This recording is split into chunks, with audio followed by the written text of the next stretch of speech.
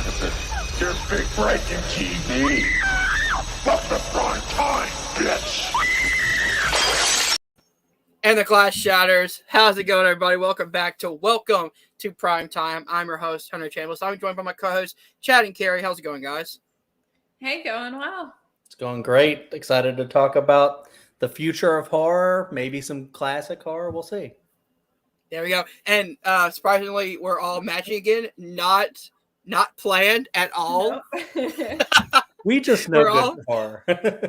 Yes, we do. We're all wearing some Halloween shirts. Episode 2 is now titled "We'll Be Back." I wonder why.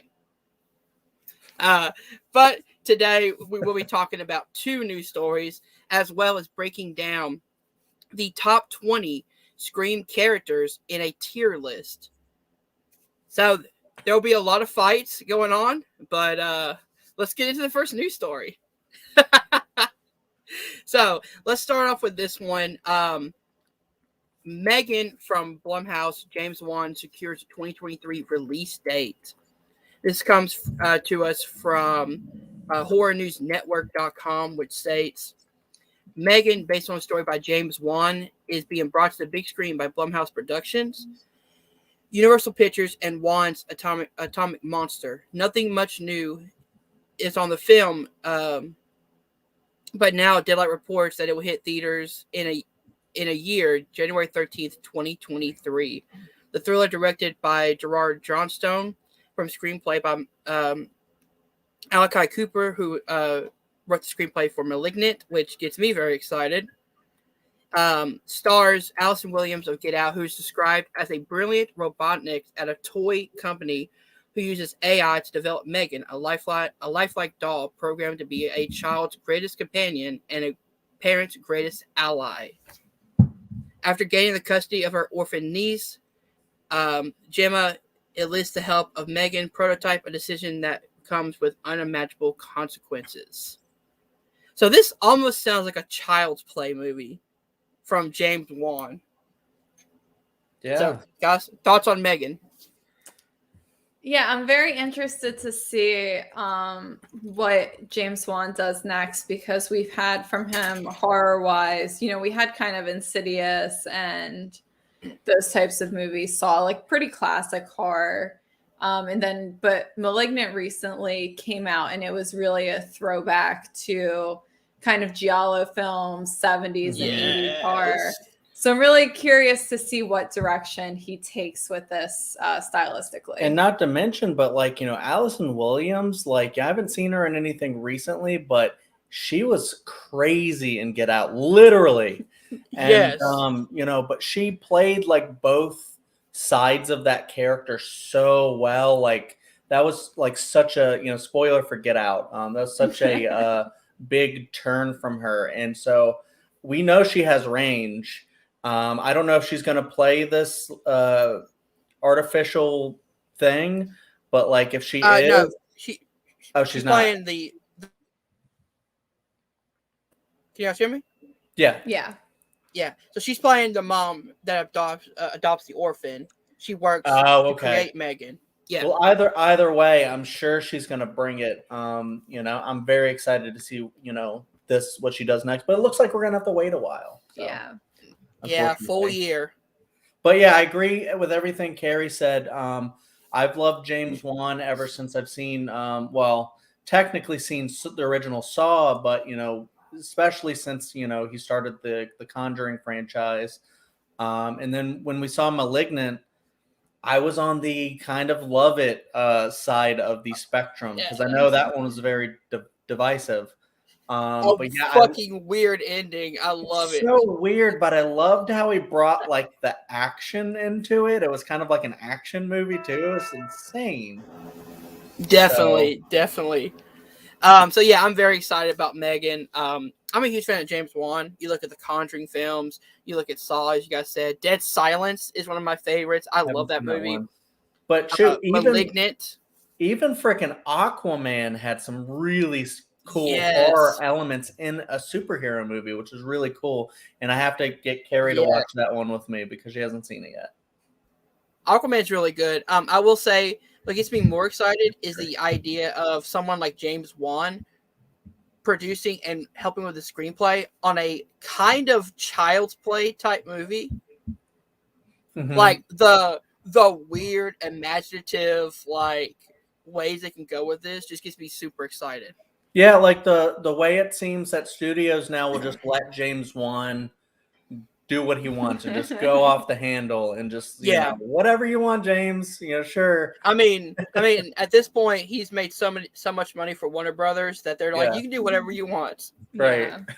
So, and we've also seen. I just wanted to add, we've also seen Oh. all of the franchises that James Wan leaves tend to go downhill right after he leaves. So, I mean, the only exception being Insidious. I think Insidious Chapter 3 with Lee that Whannell one directing was really good. I actually did enjoy Insidious Chapter 3, but not The Last Key. Well, because 3 you had Lee Whannell, and Yeah. he's a really Yeah. established horror director in his own Yes. right. Which actually Absolutely. gets me wondering if James Wan tried to get Lee Whannell to direct this film, because he did great when it comes to that kind of futuristic robotic. What was it? Upgrade. Yeah. That I feel like he would be perfect for a movie like Oh this. yeah, especially the way he moves the camera and just can like direct like that. Yeah, bro. Yeah, absolutely. definitely. All right, so let's move on to our second story. Again, from Horror News Network. Scream 2022 tops domestic box office with a $34 million haul opening weekend. Excuse me. Yeah. It says the latest entry in this iconic Scream franchise was the domestic box office champ over a long MLK weekend. According to the Hollywood Reporter, taking an impressive $34 million internationally, the film earned another $18 million, bringing its global take to $52 million for the 4 days. In doing so, Scream toppled Spider-Man No Way Home from the throne after 4 consecutive weekends at the top of the heap. Absolutely. Yeah, that's what I was gonna say. It took a little bit of the shine away from No Way Home, but that was also a great movie. But yeah, it's just so great to know. I mean, I know Scream is an established franchise, so you're gonna have those classic Scream fans to go see it. But I'm hoping a lot of, this one I felt like old Scream fans could love it. And then we can bring in new Scream fans and just new horror fans and just kind of maybe revitalize the genre for a lot of people to start going to the theaters again and just checking out these new horror films. Definitely. Carrie? Yeah, I mean, this is really exciting. Just to have a horror film in the top spot at all, and especially for it to be a Scream film, I know we're all really, really excited about. And if anyone hasn't contributed to that 34 million or 52 million, hasn't seen it yet, you should definitely go and see it. Yeah. Go see it. And if you can, I mean, if this just means more Scream movies, Yeah. then it's always good news. I mean, I don't see how at this point there isn't going to be another Scream movie. I mean, Yeah. it doubled its production budget in one weekend. I mean, as long as these movies actually stay good, that's all I mean. Because I know some people are down on Scream 3, but it has the potential to be one of the best. I mean, it already is in our eyes, but just like one of the best, like almost objectively, like horror franchises ever. Like you get like one more good, great Scream film, and it's gonna be the one. There will be no topping it, really. Yeah, because what's good about Scream is even with Scream 3, it's not a trash movie. No. It's so I fun. feel like every single Scream movie has been good. There hasn't been a shitty one, like a Nightmare on Elm Street or Halloween or a Friday, which most Fridays are kind of not that great. That is where you get into dangerous territory with it doing so well and having the potential for more Scream movies is you do have the potential for it to, fall off, be put in the hands of maybe people who don't care about it as much as. Very much true. True. And I will say this, I did see an interview with Radio Silence that said with Scream's success, if the studios asked them back, they would do it in a heartbeat. Yeah, I would love for them to do that again. Absolutely. I don't want to see it to be passed off to some mediocre like like how it always ends up with someone will make something great, it'll be passed off. I mean, it happened with Nightmare on Elm Street 2, like right away. They were like, let's ride the success of this, and they just made it way too fast. I hope they take their time and kind of just like, let us stew on Scream 5 or Scream 2022 for a while. And then maybe, I don't know, 2025 or something like that. Give us a new one. I wouldn't want to wait that long, but yeah, like maybe 2023, 2024, something like that. Not 25 years, but like, come on. No, definitely not. We won't turn it into Twin Peaks. Where everybody's like super old. And Yep. No, but like, I'm super excited for Scream 2022. It was a great movie. We geeked out about it for 2 hours almost on our first episode. So, did you see it again yet? I saw it twice already. I'm thinking about going back for a third viewing. Wow. We haven't had. And I never do that. We don't really either. We did for No Way Home. We might do it again for Scream. We're not really sure. We don't have a lot of time recently, but if we find some time, we might. Definitely gonna buy it on Blu-ray. Yeah, definitely. So, Carrie, on a second rewatch, did this movie get better for you? Well, we haven't seen it a second time yet. Oh, you haven't seen it a second time? Okay. Yeah. I will say. Yeah. I will say though, I did notice a lot of different Easter eggs the second time around. Oh, cool. Nice. Cool. You gotta looking look at like who the killers are and stuff. And one Easter egg that I missed was that they hinted that Stu could be alive. Oh, really? Okay. I gotta look out for that one. Not to get into total spoilers again, but the same YouTube video that Richie's looking at, look below the Kirby video, and it says there's a video talking about, is Stu, the original killer, actually alive? Yes or no? Super cool. That's cool. Super yeah. So at a minimum, they gave us our little conspiracy theory. Yeah. They did. They're like putting Easter eggs in there for us to catch every time. And I don't think we talked about it on here.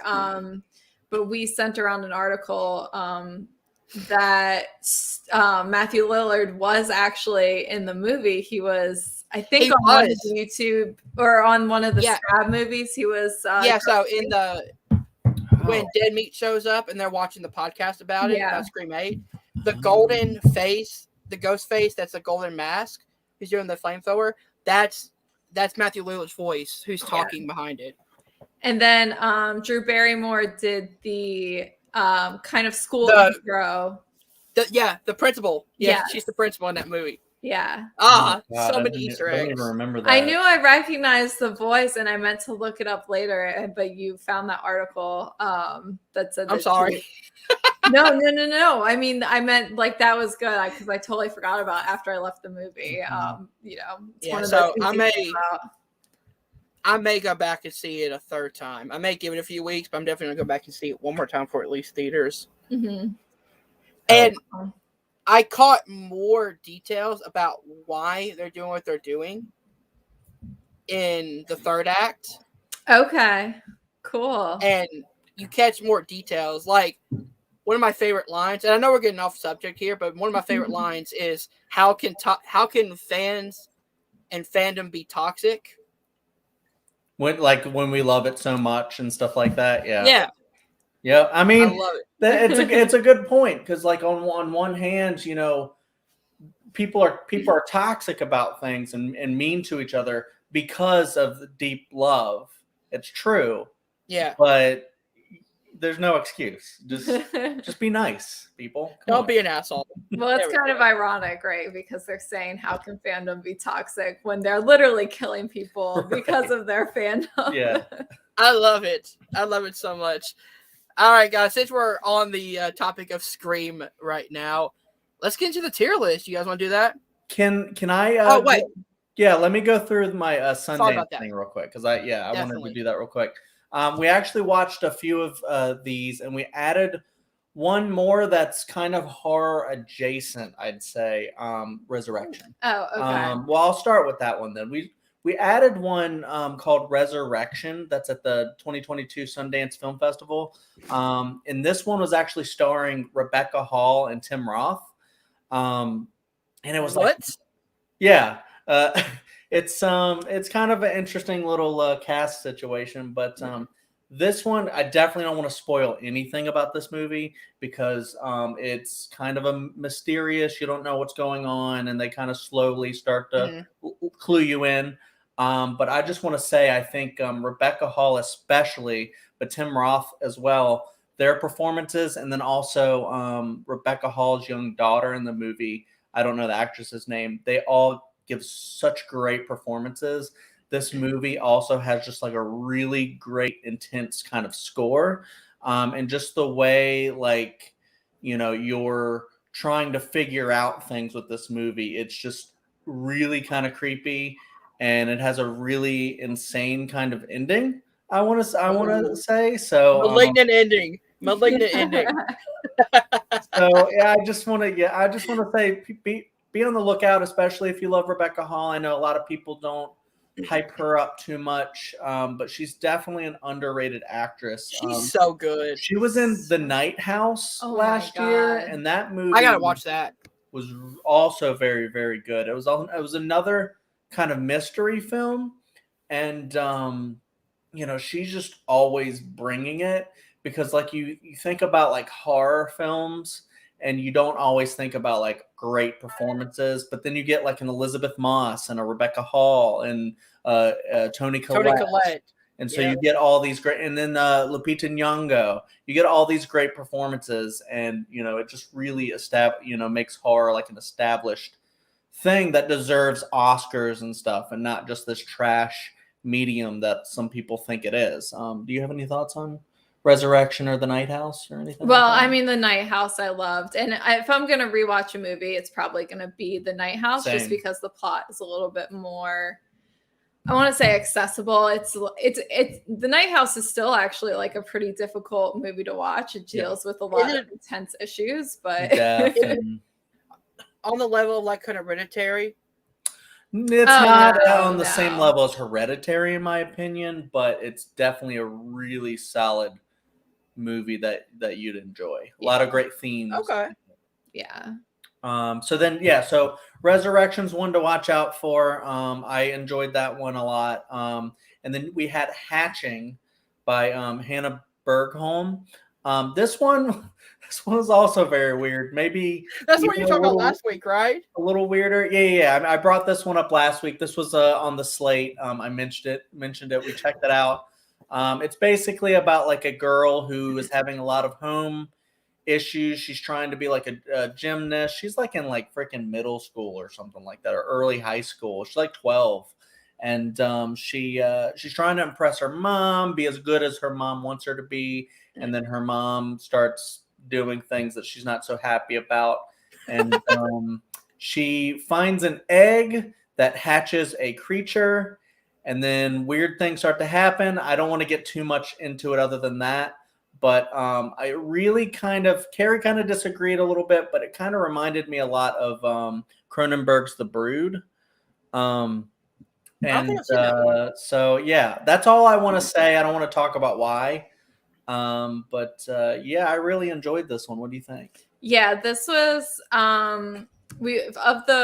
I guess we will say we watched 4 horror movies at Sundance.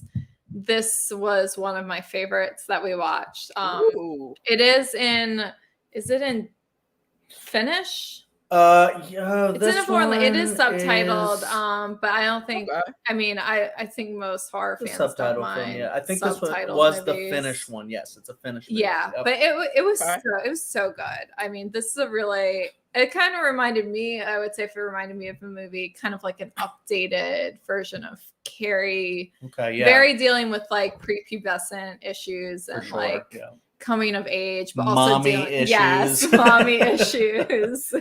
Okay. Yeah, but also note, people, listeners, watchers, please do not sleep on films just because they're subtitled. They're foreign. Please go see these great movies. So Hatching was really fun, and then we had You Won't Be Alone. And this one was directed by Goran Stolevsky, also a foreign film. I got the country wrong. It's Macedonia, is where it takes place. This one is Numi Rapace is in it. It's like a witch movie. This one was also very strange, but it kind of reminded me of this book that I've been reading called Camouflage. It's about like a witch that can kind of like take over someone's likeness. I can't remember if they had to be dead. Well, we won't spoil it. Okay. Anyways, they can take over the likeness and just kind of move around and like learn things and just like see things from different like perspectives. And it was a very interesting one. It kind of was losing me after a while. It got kind of dull for me after a bit. See, I was kind of the opposite. I started off, I would say the first, half of the movie, I was kind of like, I get it, but I feel like it's being a little pretentious. But towards the second half, I don't know. I just really got even more into it. And I think, all the stuff built up in the first half of the movie paid off in the end. When you kind of know what's going on, maybe a second watch will do it more for me. But yeah, what were you gonna say, Hunter? So is this almost like a witch type movie where like it starts off kind of slow, but then by the end it picks up and you get like a lot of like coveting? I would say actually it's a little bit more evenly paced with the horror than The Witch, but there's not. Okay. I mean, it is a horror movie, but it's not a ton of horror. This one's it's like elevated horror. Yeah, for sure. But I feel like this one's definitely nowhere near as good as The Witch for me. I mean, Eggers is kind of like on another level with that in the lighthouse good. And what the Northman, is that what it's called?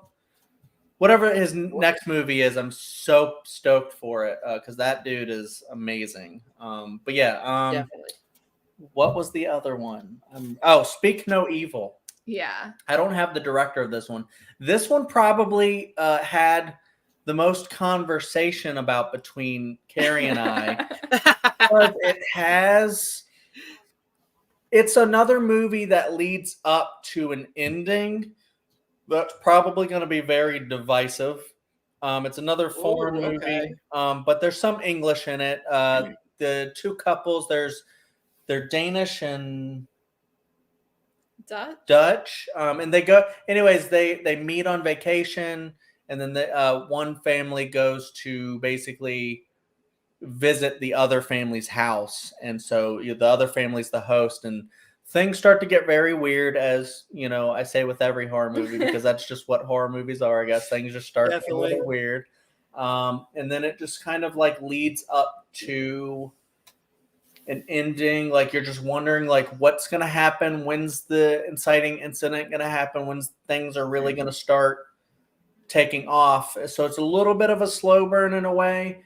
But then once you start realizing what's actually going on, I think it starts to get a little better. And then you start to remember things that happened before and you go, oh, that's kind of brilliant.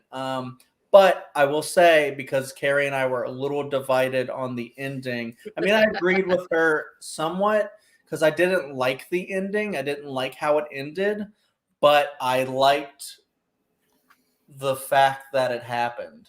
Like, it was like, I don't know. It's hard to explain. That's very vague. That's such a vague answer. I'm trying to be vague. It's hard without spoiling it. I will say this is a movie where it's an elevated horror movie, right? So the horror elements are, clearly a metaphor for something else. For something else. I feel like the best horror movies that do that, it makes sense both on a metaphorical level and also on a plot level. You can just like straight watch the movie and it makes sense. So for example, like It Follows, you get what the message is doing, but it's also streamlined enough for all. Yeah, I would say here the metaphor definitely took over to the point where I don't think the plot of the movie, I mean, it makes enough sense to work, but it's the characters act so I was about to say, stupidly. Carrie doesn't like the character choices in the movie, but I think they actually make perfect sense, but I'd have to give it another watch because it's one that you don't know what's going on until the end. Maybe someone who like can watch a movie on the first go and just go, I remember everything that happened. For me, it takes me a while to I have to rewatch something. And go, okay, that's right. I remember Me too. things that happened earlier on and stuff like that. But this one was also directed by Christian Taftrup. I wanted to mention that because I think he did a really great job with this one. And if anything, good movie, bad movie. I don't even think you would say this is a bad movie, right? I would say it's a bad movie. Just not the one you enjoyed the most.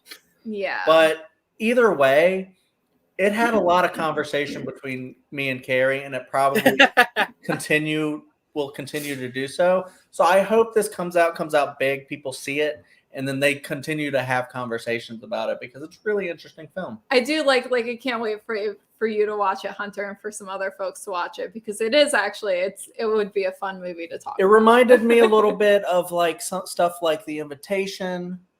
I don't know if people seen that. It's like a Netflix. Oh, I have. Thriller. I love that movie. Love The Invitation. Just stuff like maybe kind of like funny games a little bit. It's like stuff that's like social situations and social awkwardness and like uncomfortable. Like the director even kind of admitted he was trying to make the audience feel very uncomfortable. So know that going in and then be like, okay. It is. And this is one of the reasons I didn't love it, but it is very like when you watch a campy horror movie, you expect to be yelling at the screen about the stupid choices people make. You don't really expect that in this type of horror movie, but I mean, you will be yelling at the screen.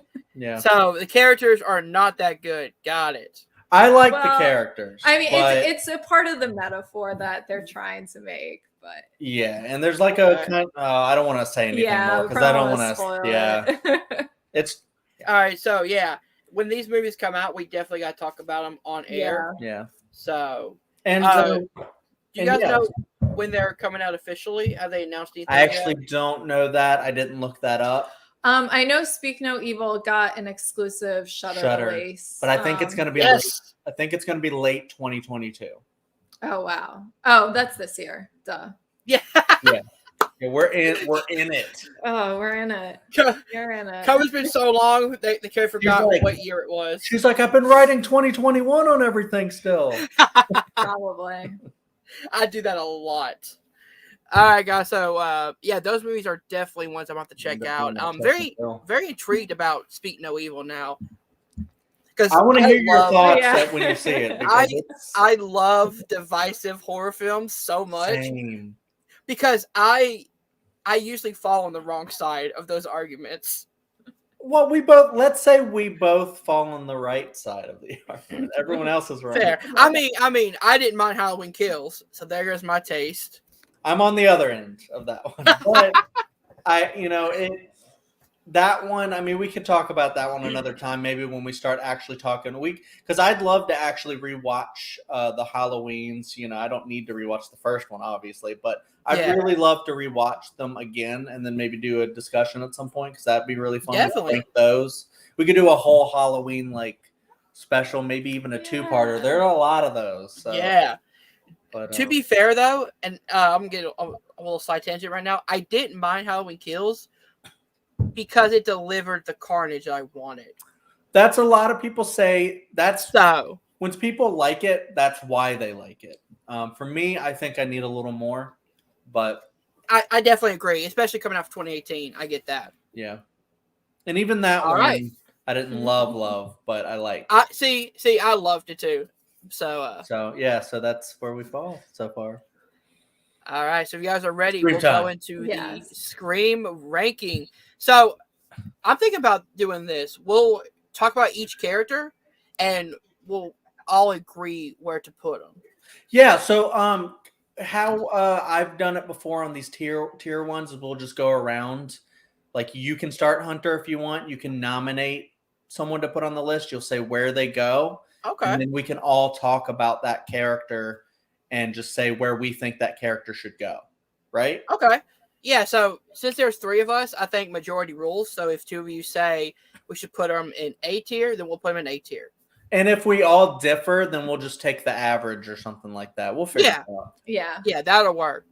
All right, so hopefully this screen share will work. It worked before. All right, guys, so we have 20 Scream characters. Can you guys see that? Yes. All right, so we have Amber from Scream 5. We have Billy. We have Charlie. We have Cotton, Derek, Jill, Kirby, Martha. Oh my God, so many characters. Hold on. Mickey. Is that Mickey? That's not Mickey. That's Mickey. No, yeah, I said Mickey. Yeah. Yeah. Okay. Tara, Stu, Sydney, Richie, Sam, Randy, Mrs. Loomis, and Mindy. I think I did okay with those. One stumble. Yeah. It's perfect. All right, so we have S to D. So let's start off at the very beginning with Amber from Scream 5. All right, so we're doing it that way. Where do you guys think for Amber? Do you want to start? Yeah, I'll start. This is tough. She's a new character. Right now I'm gonna vote for maybe the middle. I thought she was a good villain, probably not in my opinion, the best villain we've seen in the Scream franchise, but so I'm gonna go with B. I'm actually also fine with going with B, and I think this will kind of color what B means for us, because I think Amber was a really, really fun villain. I loved, obviously we're all talking about spoilers again for Scream 5, but like she was a villain, and I love how the reveal of her being a villain is. I think it's like different than what we've seen kind of before. Some people think that maybe, it was obvious, but I also love the way she dies is very similar to another film in which she dies. Yes. But I also just love it. How this actress is, Mickey, and she, or Mikey, whatever her name is. And she, Mikey. She was hilarious. She was like really unhinged and just like really flowed Welcome with to the third act.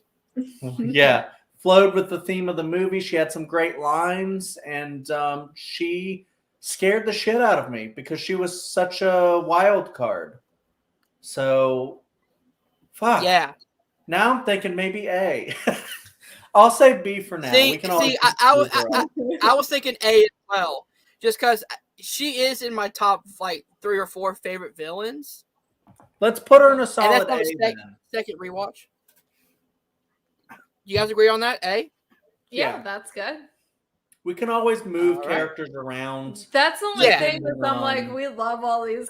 I guess we could put as many characters as we want and whatever. I don't know if we're going to end up filling up the C or the D. I'm going to say that. But... Oh, trust me, I will find a place for C and D. Uh-oh. All right, so now we'll go into with Carrie's next pick. Is there anyone you want to go in specific? I'll just go with the next one. Billy. Billy. I mean, this is obvious, right? S tier. Oh. S tier. Billy's like the best villain. The original. Man. See, how much more classic could you get? I have a controversial opinion. Okay. Uh-oh. I think Stu is the best villain just because I love all Matthew Lillard before and after the reveal. Billy's great, but I feel like his before is so boring.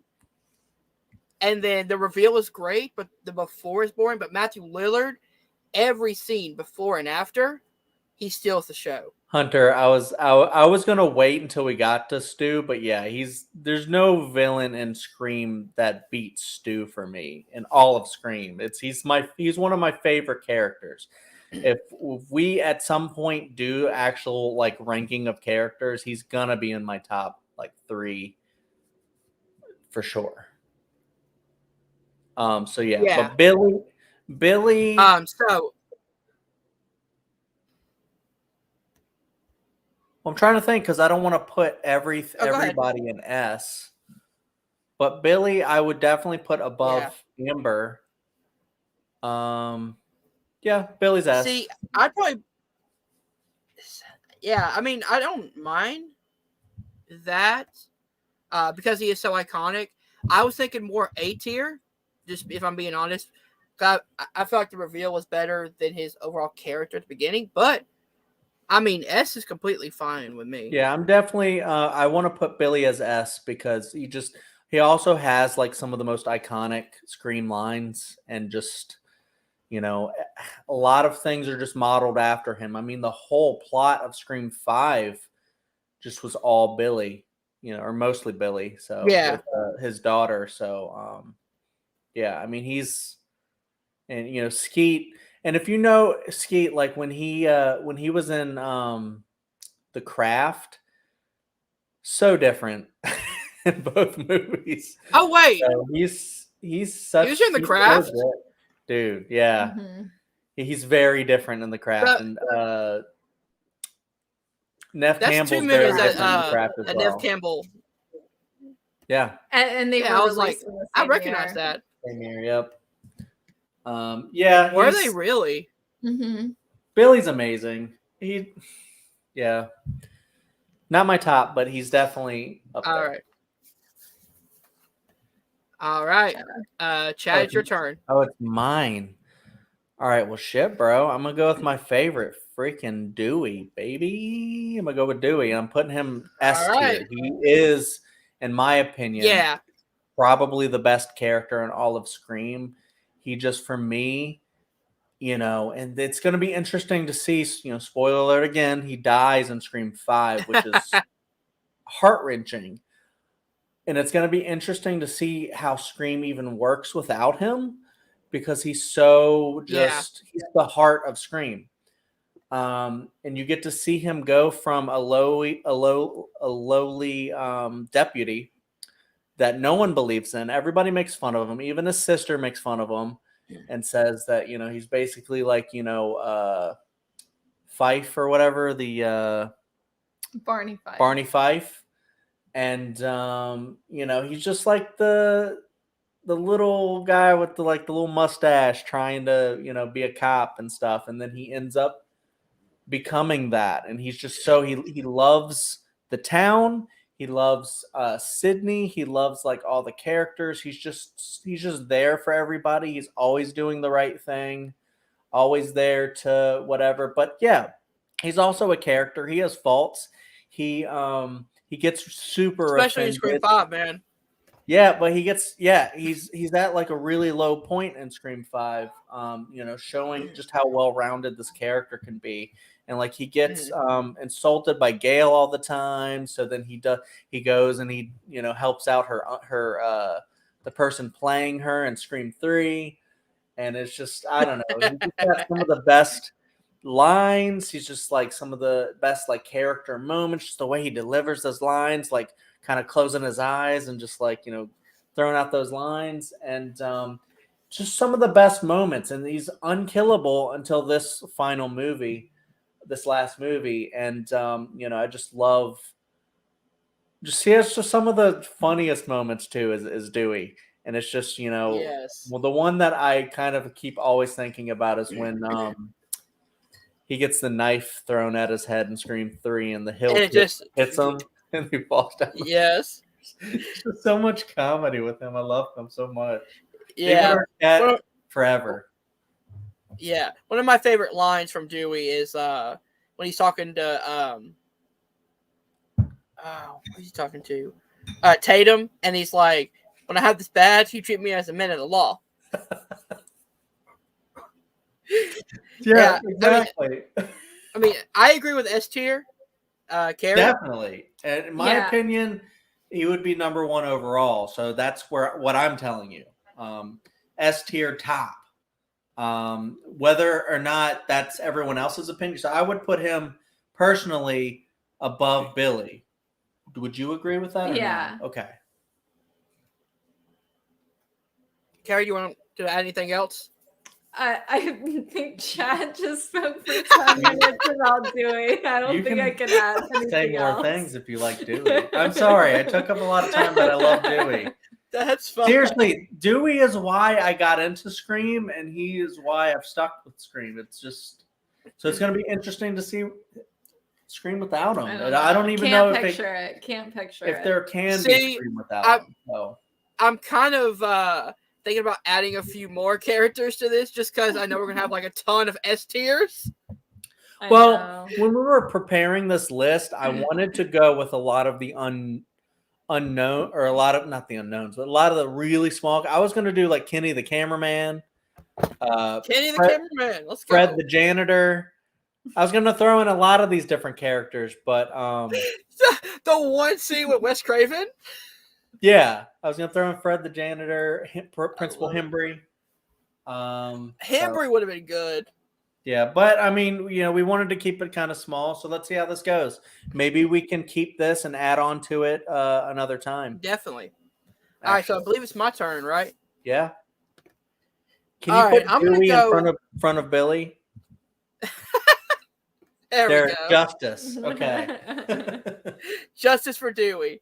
All right, I'm going to go with my favorite character of the series, and that's, rest in peace, Randy Meeks. Of course. Okay. Touche. Yeah. S tier for me. He is the audience in that movie. He knows about horror movies. He references horror movies. He's hilarious. Jamie Kennedy's best performance, in my opinion. And when he dies, you really fucking feel it in Scream 2. So yeah, definitely S tier for me. One of the most quotable lines. I quote his lines often around my house. My brother finds it annoying as hell. But just so many iconic scenes with Randy. So, guys, go ahead. I agree. S tier. Randy is, after Dewey, Gail, and Sydney, he's like the other major character in this franchise, and it just wouldn't be the same without him. Yeah, and it still hasn't been the same without him. But I will say, Scream 5 did a great job trying to replace him. Yeah. The only one to replace him is his family. I mean, you can sit here and kind of argue. I know people have different rankings, but it just hasn't really been the same since Randy died. I know a lot of OG fans were really pissed off when he got killed because of spoiler leaks and stuff like that. They weren't going to kill him, and then they just rewrote the script and killed him. And fans were so pissed off. And then in Scream 3, they had to do the Martha Meeks thing. And then also they make a joke about fans being pissed off about the Randy character dying in Stab. And, Randy, like you said, is just the voice of the audience. He's hilarious. Jamie Kennedy just does this perfectly. He hasn't really done much since, so it's just kind of like David Arquette. It just feels like these are their roles, and they just do them so perfectly. And I just love everything about Randy. He's so intense. There's a lot of red herrings with him that you think he could be the killer in the first Scream when you haven't seen it. And the video store scene was hilarious, where he's like, "Oh, what is it? There's no motive. I'll be the first to admit, if this was a horror movie, I'd be the top suspect." Yeah. And he's the video guy that knows you just say a random thing about a movie, he'll be able to tell you what movie that is. And I love the scene in Scream 2 when he's talking about sequels and just telling everybody, look, the sequels aren't good. By the way, he's in a sequel. By the way, Jamie Kennedy and Randy's character fucked up talking with Joshua Jackson's character about the "Stay Away From Me, You Bitch" in the movie class. Mm-hmm. Joshua Jackson's character was right. Yeah. Randy's not perfect. Sometimes he gets the lines wrong. Yep. Carrie? Yeah, S tier for sure. Oh, Yeah. I would put. Oh wait, are we moving on to a new character? Is that what you meant? I would leave Yeah. Randy exactly Either way, where he is. My opinion. Yeah. Right behind Dewey. Yeah. Yeah. Okay. Is that Cotton Weary I see down there? Cotton Weary's That on is there. indeed. Okay, I'm gonna pick Cotton. All right, you going 100% Cotton. I was about to say, how much of Cotton are you doing? 100% of I Cotton? know, 100% Cotton. I'm gonna go. I think, y'all might disagree with me and put him lower, but I think he's a classic character. I think he's in the A tier, just because it's so amazing. I feel like they got Lee Schreiber to do. I don't even think he has a speaking role in the first Scream. You just see his face. He does. Well, I think he has an interview. Yeah, he has an interview. And then he comes back for like 2 more. And I don't know. It's great that he's not Ghostface. He's not a total villain, but he's also not a good guy. And I kind of love just how his character is set up, especially in Scream 2. And then kind of we get to see this nice glimpse of Scream 3. Yeah, I mean he's definitely a red herring in Scream 2. Because because you want him to like get that interview with her, I think, and when I watch it, I do.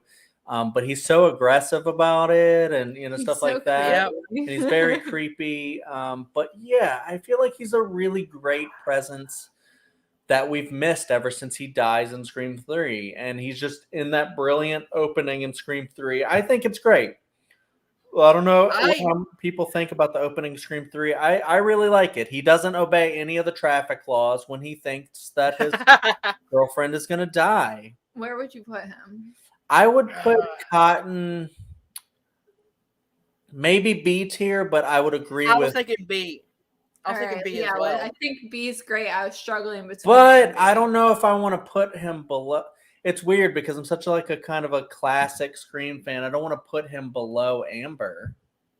Well, you gotta decide, A or B, man. Then freak, I'm gonna say A above Amber. See, the only reason I was thinking B was, one, there's nobody at B, C, or D, and two, Cotton really doesn't do a lot in the series. And I mean, Amber is a killer, and she has a lot of quotable lines in Scream 5, so I would be okay with Amber being over Cotton just slightly at a B level. That's where I'm coming from. Is that in Scream 1, he doesn't do anything. He has an interview. In Scream 2, he has his moment, but then it's ruined. And then in Scream 3, he dies at the beginning. Like, I don't know. I mean, I personally would go B for Cotton, but what do you think? Are you good? You still want A? I'm down with B. Like I said, I was struggling between A and B for Cotton. I mean, Hunter makes a good point, but it's just because he's like prominent figure, especially in Scream 2. Yeah, and he got a great sequence at the beginning of Scream 3. That made me want to put him above Amber for sure. It's just he's a classic. Liev Schreiber, as Cotton. I don't know. Just throughout Scream 2, he's just a really great presence. But I'm okay with putting him at B. I mean, especially because I'm overruled, even if I'm not. All right, so Cotton will go at the B tier.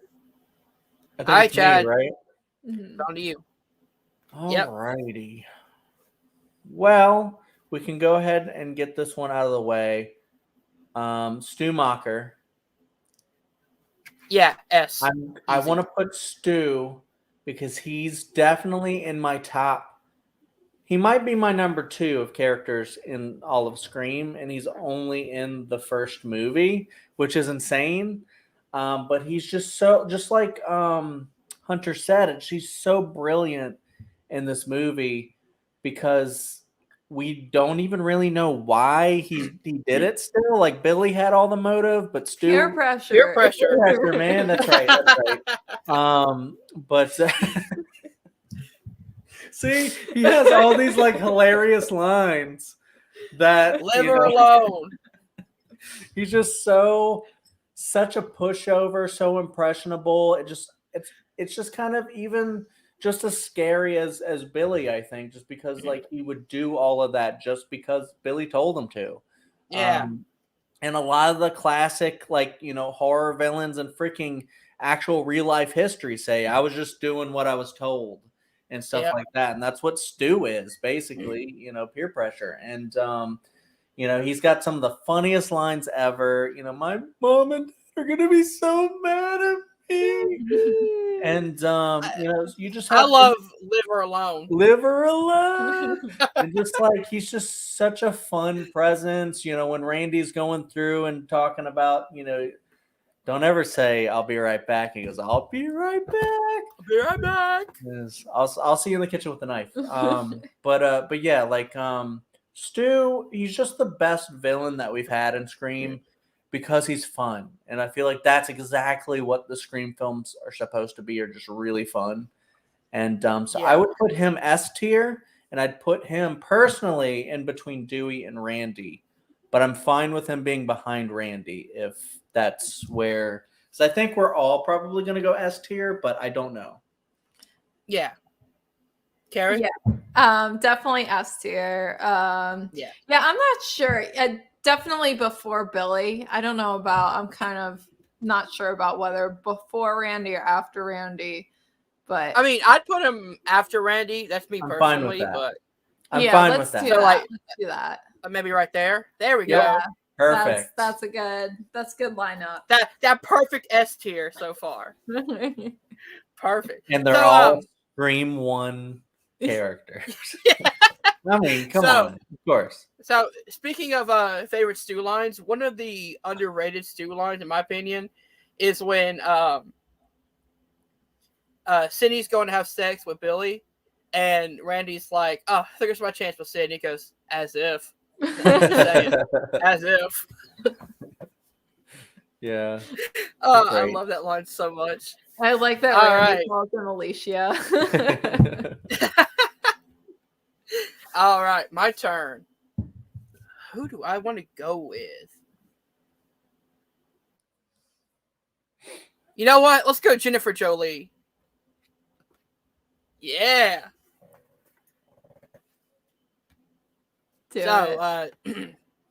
Jennifer Jolie. What do you guys think? What? No, that's your nominated. Yeah, where do you want to put her?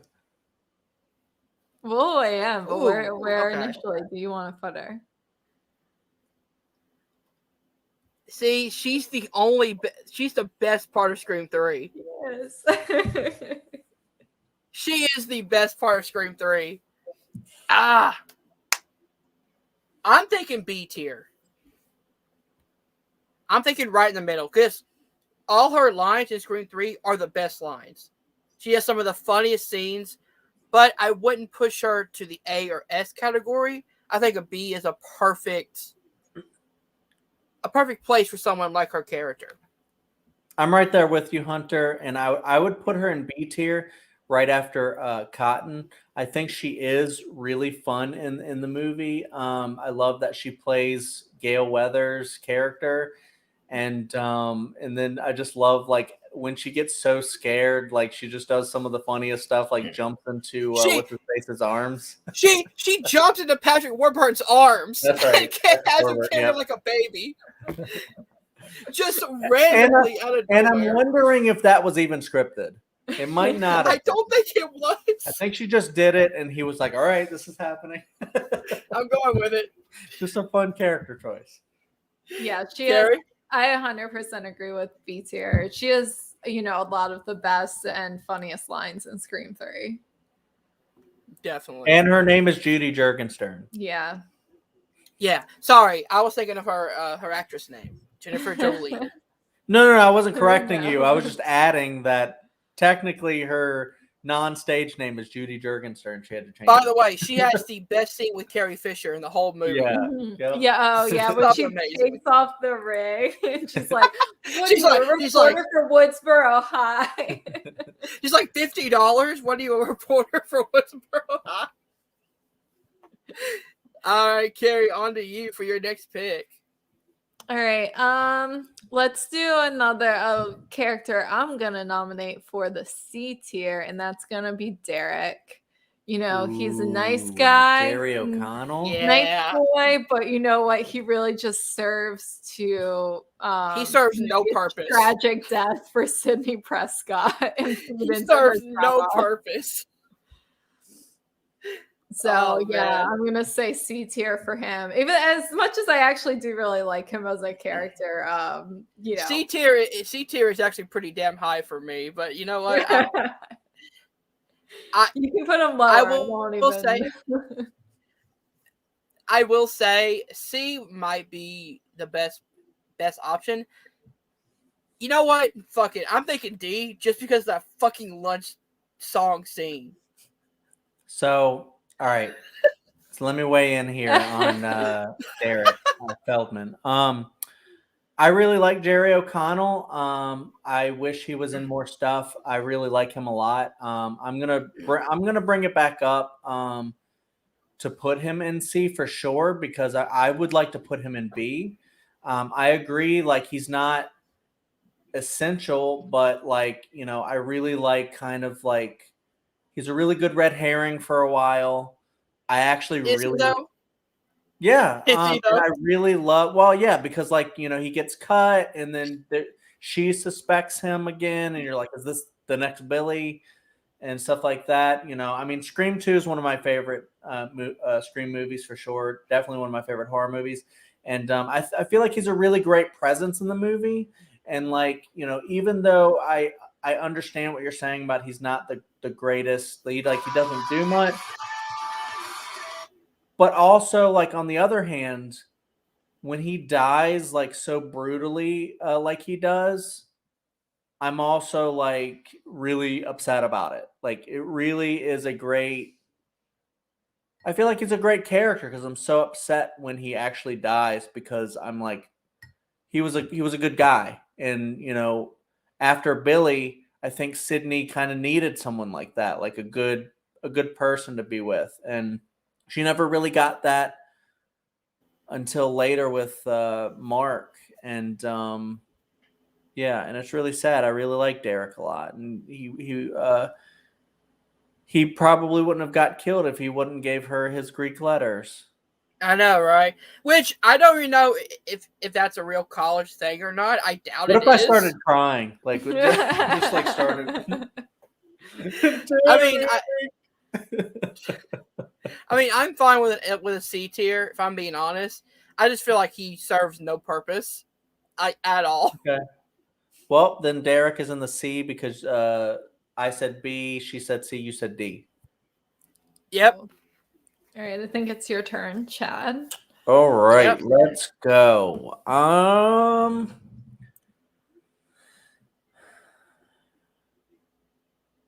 want to take Sam Carpenter. Ooh. And I want to put her in the C as well. I thought I was Okay. going to like her a lot more than I did. And I feel like her coupled with the weird Billy visions, it was kind of annoying.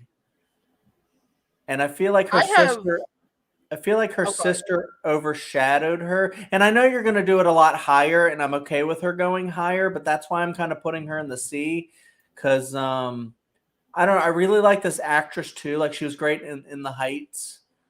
And I definitely want to keep seeing her, but like I thought I was going to like her a lot more, and I didn't. I thought she was one of the weaker elements of the film.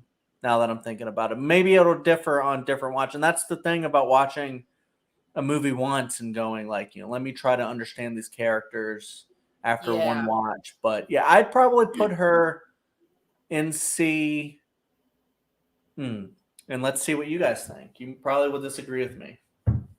I mean, me personally, I would put her in B. And I only say that because on my second rewatch, I was really moved by her explanation of her backstory to Tara in the hospital. That's a good point. And the and the way that she had to not only convey fear, but she also had to convey this serious message that she had to tell her sister.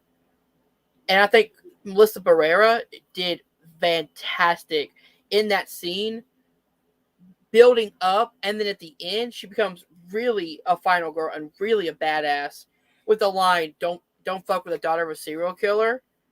So I like the idea that we have a final girl with a darker edge to her that like is kind of could move the story forward, but also Melissa Barrera did so good in this role that I want to see more of her going forward. That's true. why I'm thinking B tier. I agree.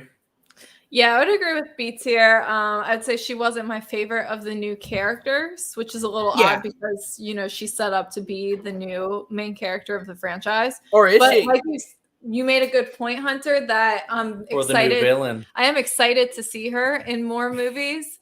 And I think that last scene where she stabs her, what the fuck is his name?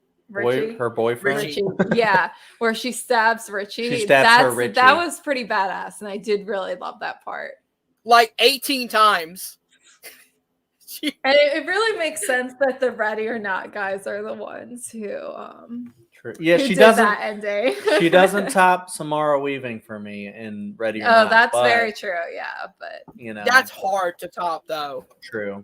Man, that movie's so great. All right, so B tier sounds great. Yep. Yeah, B tier. By the way, two screen 5 characters, and I put her in the A tier. Sorry, B tier. Well, because S normally doesn't come before A, so. Yeah, so I was so confused by that. Yeah. All right, so back to me, I believe, right? Mm-hmm. Yep. All right, I'm gonna have a controversial pick here. I'm going Charlie for D tier. Interesting. Okay. Because while I like Charlie as a character somewhat, but he is wasted as one of the killers because Jill overshadows him a lot. I don't feel anything for Charlie's character. And he has one of the weakest motivations of any of the killers. Yeah, I mean, like Charlie, I don't know. I really like seeing Rory Culkin in that role, though, because I mean, I'm just a big fan of the. He does Culkin. good, yeah. But like, yeah, I definitely wouldn't put him in D, but I probably would put him in like C because I agree. Like, even in like his little film club, like I think, I don't know. I think somewhat the other guy is a little more interesting, like always videotaping stuff. But I also do like that little connection that he has with Kirby, even though it's like sadistic. You find out it's sadistic. I also feel like that was kind of the weakest point of Scream 4, though. Is like that's the plot point that went nowhere. We got no time to develop it for him being revealed as the killer. You know what I mean? Yeah. Yeah. I'd put him in C personally. I guess I'll agree with C. Okay. I mean, I could put him in either, but I'll say C because I do enjoy Rory Culkin. But I do agree he kind of like, you know, as a killer, he's overshadowed, like you said, Hunter, by Jill Roberts. And then even as like he doesn't even serve the purpose as like the movie buff of the movie because that's also filled by Kirby and by Robbie. Like you've got two other characters who are filling that role as well. I also do feel though, and we'll get to Jill in a second, I'm sure, but like, you know, I feel that like when she both kills her like ex-boyfriend and then kills him, like she doesn't even go Billy way. She actually just kills him and she's like, no, there can only be one. Or whatever. Like I feel like which I love that purpose that he serves. That's really good. That's why I feel like definitely C for me. Okay. Yeah. I'm definitely fine with that. I will put him in front of Derek though. Sure. That's fine. Just because he actually served a purpose. Yeah. I do like Derek more, but that's okay. I feel so bad for bashing on Jerry O'Connell so much. I miss Jerry O'Connell. I do too. All right, Carrie, it's back to you. All right, I'm gonna go with another fan favorite, original or key 3, Gail Gail. Weathers. Okay. For me, she's an S Yep. tier. She's just a Yep. key part of this franchise. There's a reason she's in every single one of these movies. You guys may kick me off this stream. I'm thinking A You will. tier. Okay. Okay. Why? I just feel like while I like the connection of Dewey and Gail, Gail's a great character, but I feel like Dewey's a better character when it comes to them two in scenes. I feel more for Dewey than I do with Gail. So, And whenever we get Gail by herself, I don't really care about her stories. Like I didn't care about her setting up the cameras in Scream 4. I mean, she has some good lines in Scream 1, but I'm thinking, I don't know if I could put her all the way up in S tier. So I definitely agree with Carrie. I'm putting her in S tier as well. I would put her above. I would put her in between Billy and Stu, personally, because because she is in more movies than Billy. She's not as fun as Stu, but like I just love Courtney Cox's delivery and everything that she does as Gail, because she's such a bitch. Yeah. But we love that about her. And like when she gets punched in the face, it's amazing. When she like yells at people, I will it's say, amazing. When she fucking like she's so scared and doesn't really give a shit about Kenny, and she's just like, get the fuck off my van when she's driving. she is so mean to Kenny, man. The 50 pounds overweight line will always make me laugh. And she's like, I remember the safety that time, or I don't remember the exact line, but yeah.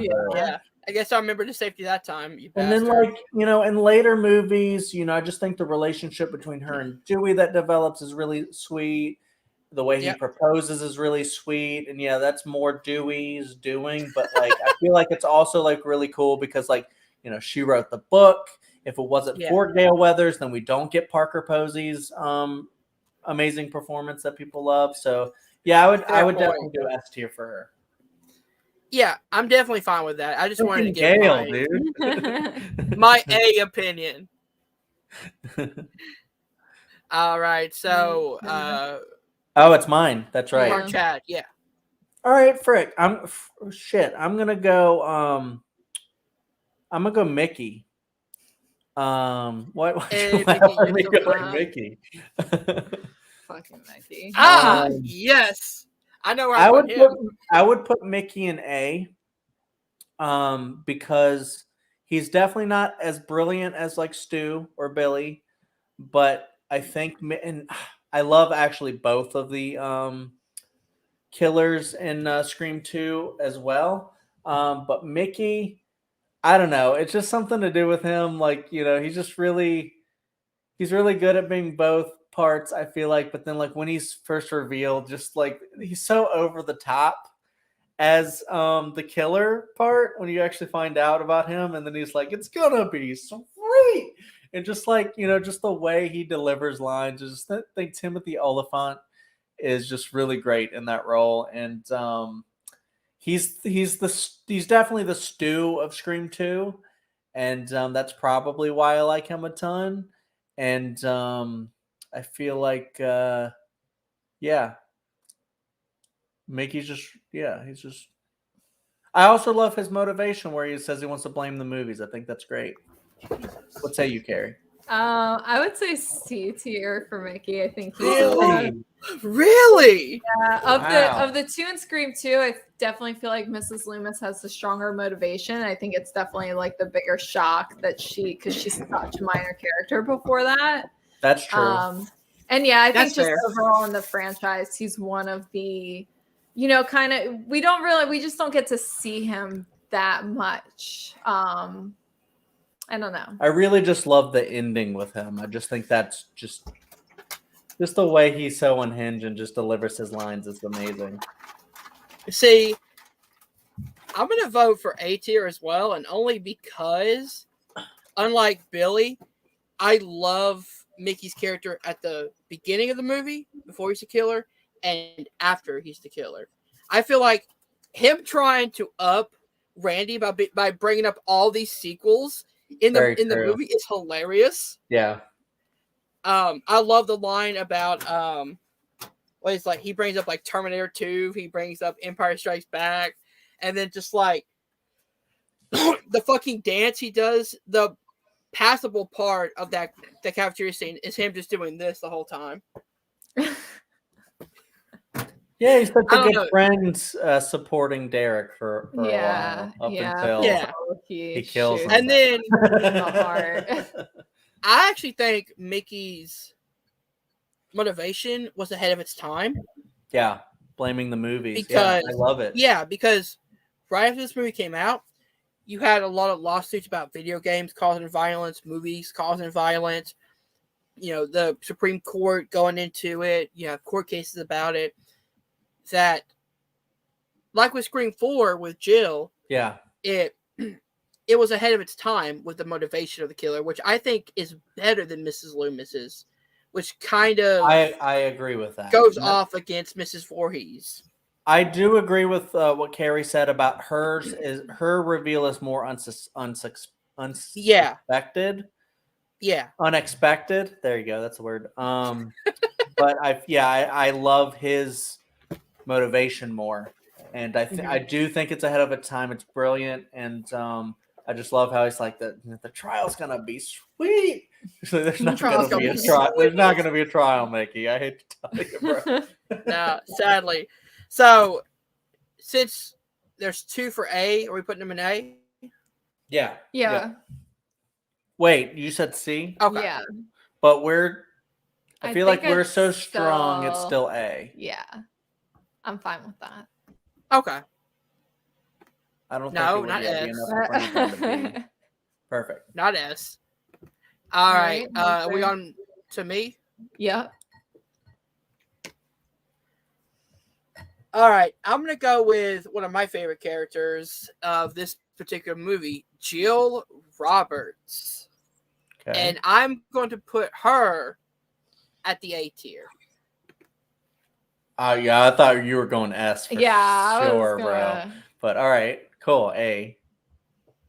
No, she's not at that high level of S, but she is a damn good villain. Mm-hmm. Man, I would say S. I love her. I love her as villain. I love her, like, just her turn surprised the shit out of me. I'm totally fine with putting my favorite character in S, so that's fine with me. There's only maybe 4 left on here that I would put in S, so I'm definitely fine with Jill being in S, because Emma Roberts, I don't know about her as a person, but like as an actress, like she can do the unhinged role so well. She's definitely one of the best at doing that. She has one of the best scenes in any Scream movie where she's just self-harming herself to the extreme. Yeah. It really props up Scream 4 when she does that. Yeah. The cherry on the top is her swan diving through the table. Yes, that's my favorite. Doesn't she she stabs herself in the shoulder. She runs into the wall to do that. That's right. She's so smart the way she does it and frames this whole scene by herself sorry. Yeah. And what? She is the only villain of the whole crew to get away with her motivation. Yeah, I mean, that's true because at the end they still believe that she was a victim. Yeah. She was a victim and a survivor. Yeah. Yeah. And I mean, I'm sure it was cleared up after that. But she did get it for a brief, at least a few hours. Her 15 minutes of fame. Yeah, 15 minutes of fame. 15. But yeah. And Jill's also the only one, I think, to actually fucking kill her mom. So yeah, that's pretty badass and ridiculous. But I love it. Yeah. All right, so we're putting her in S tier. Sweet. Nice. Okay.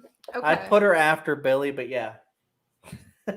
I'm good with her. Sorry. Okay. She's before Billy to me. All right, that's fine. I agree with that. I'll go with Kirby next. Yes. I'm trying to decide where to put her though, because I do really love her. If you say D, I'm kicking you guys off. I'm sorry. No, I'm trying to decide between Unfortunately, B and A. D, buddy. No, I'm trying to decide between you B got to and kick A. us both off. You can't just kick me. I'm gonna go with B tier for Kirby. I won't be mad if she winds up in A. I think she's one of the more adorable. I mean, so I love Scream 4. I love that whole movie. She is definitely just the highlight of that movie, though. I love her character. I love how she interacts with the other characters and all her like quippy lines and everything. Okay. Yeah, I'd definitely put Kirby in A as well. Just because, like, yeah, I mean, she's the one of the characters that you really look forward to seeing when you watch Scream 4. She's one of the best ones. I hope she makes a return. It's hinted at. Just that scene when she's just like, she's the Casey Becker, just trying to win this quiz to save a life. And she names every horror remake, rattling off all these movies, and you're like, damn. And one of them has to be right. And like especially even when it's kind of unsuspected, and like, she even surprises Charlie by being so smart about horror films. Like, she would easily probably dominate your horror league, Hunter. I'm sure Kirby would. She would. She would. One of my favorite Kirby lines, and it's a sneaky one. Oh, I have two. One is when she's picking up, and she's like, picking up what? Hey, she's picking up Jill at the beginning of the movie. She's like, hey, you gotta promise not to kill me. Oh, yeah, that's right. Yep. And then what was it? During the party scene where Charlie's talking to her and quizzing her, and she immediately knows like Gunnar Hansen. Yeah. I'm like, okay, that's a deep cut. She definitely knows her shit. And also, I'm glad that the two characters, big characters from Scream 4 that we threw on there were watching Shaun of the Dead in the movie. Yeah. So that's one of my favorites. Yes, I love that movie. So yeah, I'm definitely okay with putting Kirby at A tier. How do you know we were watching Shaun of the Dead? Yeah. So let's see. I'm gonna put her. I didn't say your closet. Yeah, that's good with me. That's a great line. I didn't say your closet. All right. I believe it's Chad's turn, correct? Yeah, Chad's turn. All righty. All right, I'll do the boring. Well, I guess it's not boring, but it's obvious. I'll say obvious. I'll do Sydney S tier. S tier. Sydney. S tier, yeah. Other than Dewey, Sydney, and Randy, but Sydney. Other than Randy, Sydney's there the whole all five, and she is she's not the heart, but she's the brain. She's the original final girl. She's one of the we'll probably have to do a final girl like ranking at some point because that's coming up.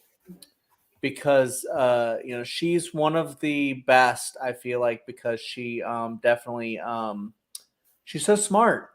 And she she has to, like, not in my movie. She's gonna do the double tap. She's gonna make sure that whatever. And even in this one, she has I'm Sidney Prescott. Of course, I have a gun. Of course, I have a gun. But yeah, she's Sidney Prescott. She is Scream. If there's any other character other than Dewey that is Scream, other than Ghostface himself or herself, it's Sidney freaking Prescott. Yeah, so we all agree the S tier. Yeah. So the way I put her second to Randy, but I'm easily willing to move her up. I'm fine with her at third. That's perfect. Where do you think? That's fine. Dewey's got to be first. I think that's good. Did I say something wrong? No. All right, so yeah, that was easy. Sidney Prescott, definitely S tier. Hunter. All right, I'm gonna go with Richie. I'm gonna put Richie at B tier with Sam. I just feel like he gets overshadowed by Amber, so that's why I can't put him in A tier. But rewatching the movie, what I love about Richie is that there's no hint that he's the killer before the reveal. You never know it, and it was a genuine surprise to me. I mean, he's a likable character beforehand. Like, I love all his scenes with Sam. I think they have great chemistry. I like the comedy he has. Like, he's watching the stab movies on Netflix just to get prepared. Yeah. I thought that was a funny ass line. Love the callbacks to his character too, getting slashed on the arm like Derek in Scream 2 and Jill in Scream 4. But what I love more about his character is that there's a sincerity to him when he turns. He's not completely crazy when he turns. He still cares for Sam, but he's like a soldier. That was his job. He knew what his job was. It hurt him to do it, but he did it. And that's what I love about Richie's character. I do kind of agree that, like, I think Mikey or Amber in that role is more unhinged and kind of scarier. But Richie is kind of more down to earth. That kind of makes him also very scary because, like, Yeah. you can actually see in real life, like, someone doing that, like, you Yeah. know, maybe going and shooting people up and just being like, because they're pissed off at the Last Jedi or something like that. And please be safe, everybody. But please don't do that. But I really like Richie. I think he's one of my favorite parts of Scream 2022, and I think Jack Quaid is just like really kind of on the rise with The Boys and Scream 2022. And I love the betrayal of the boyfriend there. It's not the same as Billy was. It's very different. And then, the way he meets his end is very brutal. And I love that he plays the toxic fan, but he doesn't do it in the way that Mikey does or Amber does because he's more of like the realistic version. Where would Carrie? you put him? Oh, I would put him in A. Yeah, I was actually going to say A as well because I actually liked him as a villain more than Amber in that movie. Wow, nice. Because he's so realistic and not as crazy. Because he's realistic, I think his character before the turn is a lot more fleshed out than Amber's is, and he's really funny before he turns. And then also, I thought he was the more surprising one because Amber, as soon as you figure out it's Stu's house, you're pretty sure Amber's probably in on it. But with him, like you said, Hunter, I didn't really know until like right when he twisted the knife. Yeah. And he has that like great, I love the part when like he's kicking everybody out and he's like, all right, saving your life. Save your life. By the way, I love it when he's like, hello, Gen Z. That's right. Because he plays like the perfect like late Gen X and millennial. Yeah, I mean he's crazy. late millennial, not Gen X. Yeah. No, I'm saying like he plays that like the blend. He plays that Gen X character. He plays the blend of the two as what. No, Jack Quaid is a millennial. I'm just saying he plays that type of. Anti-new Ghostbusters, anti-new Star Wars. Got it. Okay, I understand what you mean. Right. Yeah. By the way, one of my favorite lines that Richie has is when he stabs and he's like, "Yeah, I'm sorry. I wish it wasn't me either." But man, man, it's a great reveal, ain't it? That is. I gotta watch it again because like that. Oh man, yeah, the slow crawl he does to like. Oh, dude, fake out. I was like, I was so happy. I was like, he's gonna get the gun, and then the knife went there. I was like, no. Oh yeah. See, I knew when Sydney was like, "Oh, get the gun." I was like, "Oh, it's got to be him," because anytime way- Sydney's handing guns to men, it's not a good Yeah. idea. He had a great line when he was going to get the gun, where Sidney was like, "Get the gun," and he goes, "I would if you didn't shoot me in the leg." He's hobbling down the stairs. All right, so yes, Richie in the A tier, right next to Amber. That's where I put him. Next? It's Carrie. Yeah. All right. I'll go with Martha Meeks. I mean, should we put someone in the D tier just to have someone in the D tier? No, go with your heart. Don't put someone just to have in the D tier. Well, to be fair, I was gonna say D as well, but yeah, I think. Although I do love her, and I love that they brought her back for 2022. I love that too. So, I mean, I'd be happy with her in C tier, but I will say D tier. She just kind of serves to like hand them a videotape. In 3, which brings us Randy, which is great. And then in 2022, she has even less of a role. I mean, I think she just brings. She's just making tea. It's just like fan service for us. I gotta say, I'm actually like really disappointed that you guys are thinking of D tier for Martha. I would be okay with her in C tier. Right. I probably C tier, because I agree with what you guys are saying as far as like her actual purpose is just to hand a videotape, but like her presence, she just feels so. She's the Randy that we don't have. She's like the conduit to the Randy in Scream 3, and she fucking just like takes over some random person's trailer. Yeah. I'm like, how does that work? Trailer was that Martha? Damn, she just pops out of whose trailer was that? I mean, I wheeled an AV cart in here, and I'm gonna. Hey, why not? I'd put her in C. See, I'm leaning more towards D only because I feel like she does less than Derek, and I'm down on Derek already. I love Heather. I love the actress, and I love what the character represents. I just wish we got more of her. If they were going to use her as the Randy conduit, I wish we got more of her through the movies.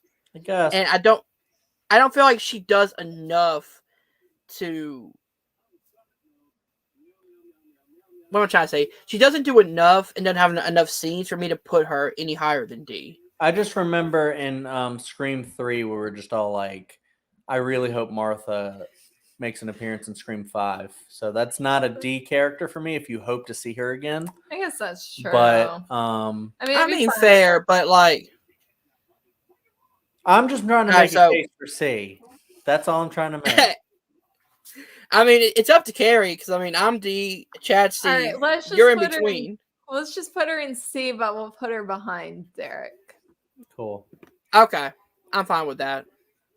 No one's gonna be a D level. I love it. I know, yeah. No one left is gonna be a D. But what am I so? No. We'll pretend it wasn't even there. Oh man, I fucked up. Everybody in C. What are you doing? There we go. Not D. Is it me next? There we go. Yeah. Okay. All right. Well, we got 3 left.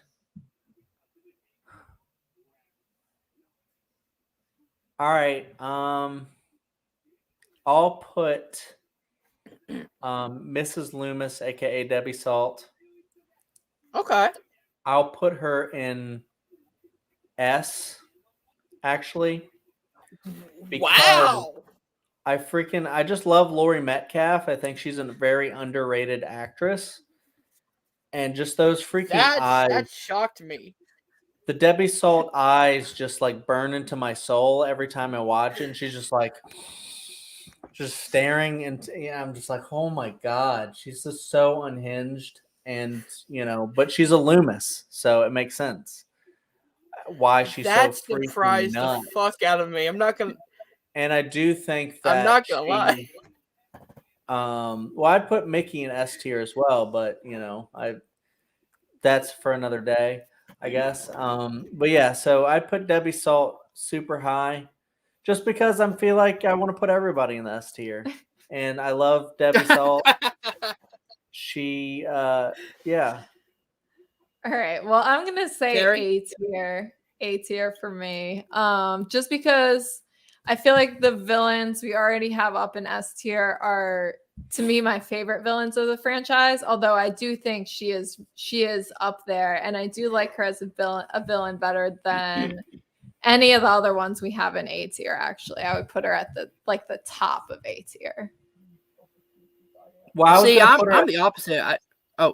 I was just gonna say I was gonna put her at the back of a S tier. I wouldn't say Mhm. she'd be in front of Billy or anything, but I'd be okay with her exactly where you said, either the back of S tier or the top of A tier. See, What do you- I'd what probably do you put want? her. I'd probably put her A tier. Probably in front of Amber, or I'm sorry, in front of Richie. Okay, so you So like second Amber better. behind Amber when it comes to shock value. Just because, one, I like the motivation of Amber more. It was more original to me, and also the way she was revealed was also very unique and different. I'd put her A tier behind Amber. Yeah, I mean, for me, it's just I'll never put Amber in front of her because, she's just mama trying to get vengeance out for her son, dude. Simple revenge. Yeah, Is the motive. I mean, it is simple revenge, but it's been used other times before. that doesn't matter to me. Me personally, yeah. Amber had a more unique reasoning. It doesn't really matter to me about the reasoning there, but I say me and Carrie kind of overrule it. Yeah, that's fine. Boom. Yeah. I mean, we're debating between like 1, 2, 3 spots. Fair.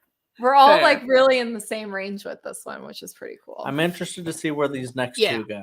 Yeah. All right, back to me. Mm-hmm. both Scream 5 characters. Yep. I love the way that happens. I'm gonna go with Tara Carpenter. I'm gonna put her in S tier. On a second rewatch, she steals every scene she is in. She is so good in that movie. Has the most quotable lines, the most funny lines. Is probably the heart of this film, and is the reason that this film is set in motion to begin with. Thoughts? Do you want to go or you want me to go? You can go. I would put Tara in A. I definitely think she's better than Sam, but she's not, to me, to the level of anybody in S tier personally. And she's not even to the level of Debbie Salt. I'd be fine with her behind. I'd actually be fine with her at the back of A. Maybe I'd put her maybe in front of Mickey. And I just think, like, I agree with you. She is she's so good in the movie, Jenna Ortega. She is definitely a rising star. And just that opening scene in Scream 5 is brilliant. I love that she loves the Babadook because I also love the Babadook. Yes. But yeah, I mean, like, she's also not really. She's not in it as much as like a lot of the other ones, I feel like. But yeah, I don't know. Fair. Yeah, I would maybe say recency bias is making me put her a little bit higher, but yeah. Maybe. I would say A tier as well, because I do agree with you, Hunter, that I think she steals the scene in every scene that she's in. Yeah. But I also agree with Chad, where she isn't given a ton to do in Scream 2022. I could definitely see her moving up if there are future movies in this franchise and they put her in the movies more. I could definitely see her moving up to that S tier level. I think for now, though, if she had maybe been, the main character of Scream 2022, I could maybe see doing an S tier, but because they put her as more of a supporting character in this one, she just didn't get, like, her character wasn't fleshed out as much as I thought it could have been. But I mean, that being said, us putting her above a lot of the characters that are the main character, like Sam Carpenter is. Yeah. The only thing I agree. I probably put her a little too high to begin with, but I the mean, only you love the thing I will character. fight That's with fine. is I feel like she had a lot to do, and I actually think her and Sam are like co-leads when you really look at like they both got a kill on the killers at the end of the movie because she shoots Amber at the end. Yeah. So Right. I really feel like that she's right on par as a co-lead with Sam, and I feel like a lot of the scenes in the hospital did Fair. serve a purpose, like her Mhm. willing out of the hospital, and you see the pain in her hand, Oh and she yeah. has to move with it, and you're just Yes. like, I Yeah. understand why she can't move fast. Like Yeah. that Yeah, she hand is crushed that. broken. Yeah. Like just the pain and fear in her face at the same I time mean, that Ghostface I is was behind her. I was Perfect. surprised she wasn't dead after that first I scene. To be know. honest, like shit. Jesus. Dude, she got stabbed through the hand, and I was like, oh Ugh. my god. All right, so yeah, I'm definitely fine with putting her in the A tier, but I'm gonna put her in front of Mickey. That's good with me. There we go. All And right. now our final character, I would Mindy say, Meeks Martin. yeah, Mindy. I would say also A tier. I thought she was like a real delight in this movie. Yeah. I No. think Mindy personally was my favorite character from the new movie, the new character, because through her we get to understand what a requel is. Yeah. We get to, she's like one of the most like meta people. She's a perfect substitute for Randy. She doesn't go up to the level of Randy, obviously, but she takes after her uncle, right? Mhm. Her uncle. She takes after her uncle so well. And I feel like Oh my gosh, she's so this is good. kind of like a good throwback to the original Scream. Like she just takes that and she gets to do the behind you. Yeah, that's so fun. Part that's so great. That is one of my favorite scenes in the movie. It's so and good. then as soon as she like looks behind her, like, oh shit. Oh shit. She's just so good, and it's just so funny because like when she ends up like in the garage or whatever, the cellar, and then she's like, Yes. I could be the killer, you could be down I'm here, the and she killer. is with the killer. Dude. What's funny is I actually thought she was the killer because I did too. they had that long pause, and I'm like, what? And she's like Like "Psych." really? But I could be though. Psych, but I could be. Yeah, I See, really loved her, so I'd put her in A for sure. Again, might be recency bias. I'd put her in like probably last of S. I'd keep her in A. I would put her right behind Debbie Salt personally, but Okay. that's where I would have her. So you would put her right behind Billy and S. What about you, Carrie? Yeah. Oh, I don't know. Really anywhere in A would be good with me. Let's put her in A at the very front, in front of Debbie Salt. Okay. The only reason I was gonna say S is because yeah, because I feel like she has because she has a lot of quotable lines in that movie that on a rewatch get funnier. Like when Chad is going out to find Liv and she's like, at least take a weapon with you, or like when Liv comes in and she leaves and she goes, no, what I'm gonna do is I'm gonna sit here, smoke weed, watch the movie, and maybe hook up with her. Yeah, I'm like, amazing. okay, yeah, I agree. But I think like having All her right, in so S is going to make equal number of people in S and A. I like that. And then yeah, it does. Oh, that's awesome. So we got Dewey, Exact same Randy, numbers.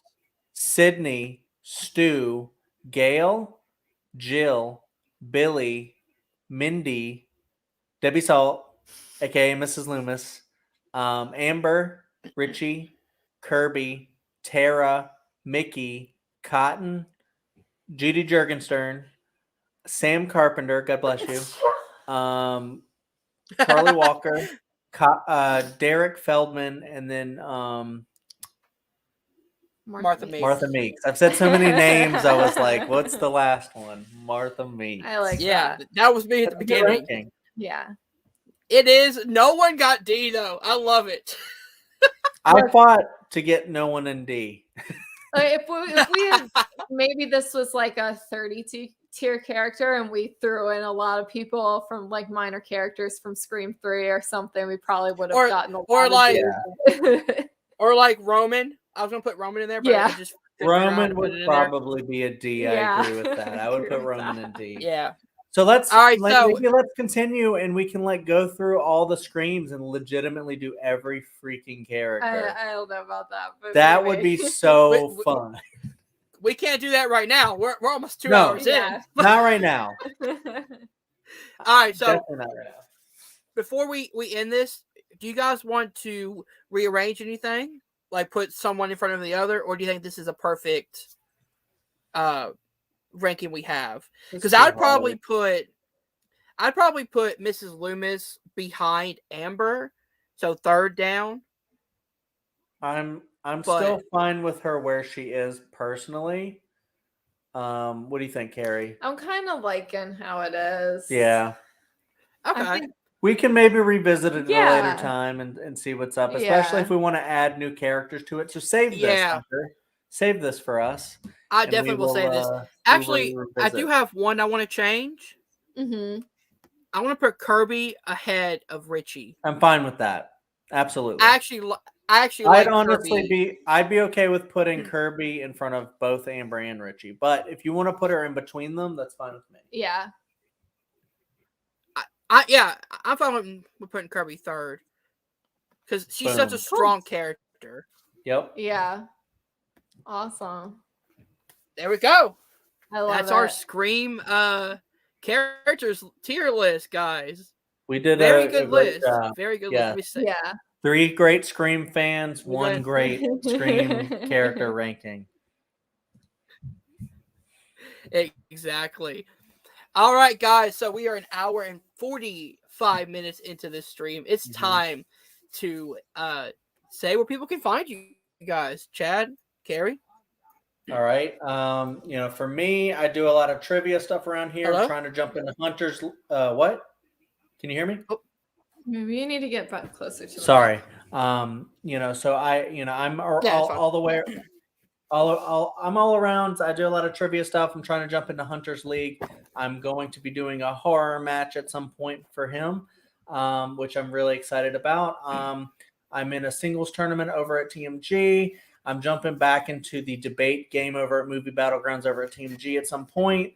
I also host a show with my buddy Dylan Randazzo over at the Dill Pickle Movie Network. That's his channel. We host a show called Picture This, where we every month we go to a year in Oscars history, and we talk about all the nominees for Best Picture for that year. We talk about the actors and actresses for that year, the year itself. We rank them. We have a great time doing that. We did 1980 this month. That just dropped. Next month we're doing 1967, and then the next month we'll be doing Oscars for this year for last year for 2021. And yeah, so it's a really fun show. This month we also had a guest. It was Dan Skip Allen, veteran of the fan leagues, but also a critic. My boy. So it was really fun chatting with him for 1980. That was a really great time. Over on like my own kind of channel, I'm trying to get more videos on there. Chadwick Webb, we do rankings of stuff. We did Harry Potter, which I have to drop soon, Christmas. And then we did Edgar Wright, and we're going to do Denis Villeneuve at some point. Really excited to get those out. I think that's about it. I've talked a lot today. Yeah, if you want to see pictures of our 5 cats, you can follow me on Instagram at Carrie Elizabeth 17. That's about it. And both Chad and Carrie are writers for the Movie Tree Challenge, so thank you guys for stepping up and saving me a lot of time because, man, writing all those questions would be a pain by myself. Yeah, we just got done writing half of your match. So Oh shoot, I haven't helped with that. So no, I did everything. Oh. Well, I didn't do I didn't do You round and one, Corey. but yeah, us two. That is fine. All right, guys, if you did enjoy this, hit that like button, subscribe to Nerd Entertainment Network down below. Thank you guys for watching. See you guys soon. Peace.